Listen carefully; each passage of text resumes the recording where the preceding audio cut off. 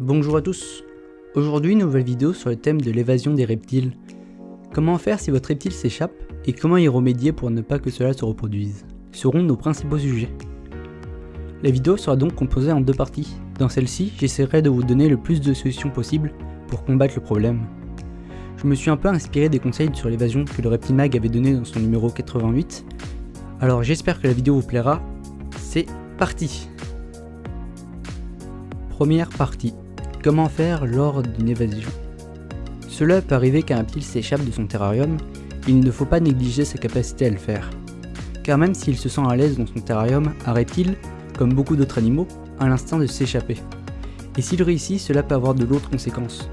Dans le cas d'un serpent qui s'échappe, les meilleurs conseils que je peux vous donner sont: cherchez aux endroits les plus chauds de la pièce, où il est potentiellement. Les endroits les plus humides peuvent aussi servir lorsque l'on cherche un serpent aimant l'humidité.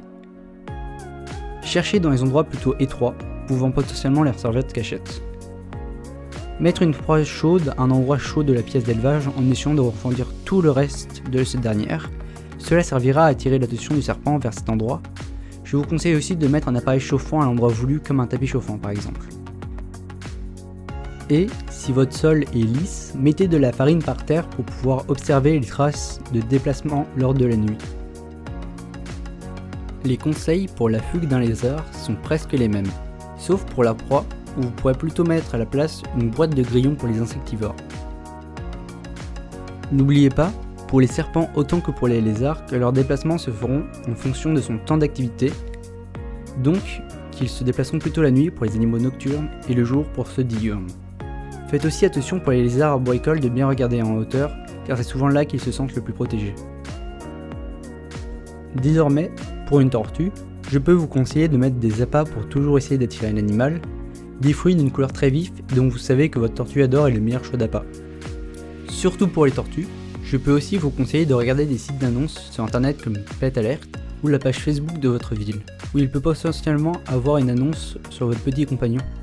Pour les serpents et les lézards, cela est plus complexe, car souvent les personnes croisant leur chemin ne sont pas fans de ce genre de reptiles, donc sûrement pas d'annonce.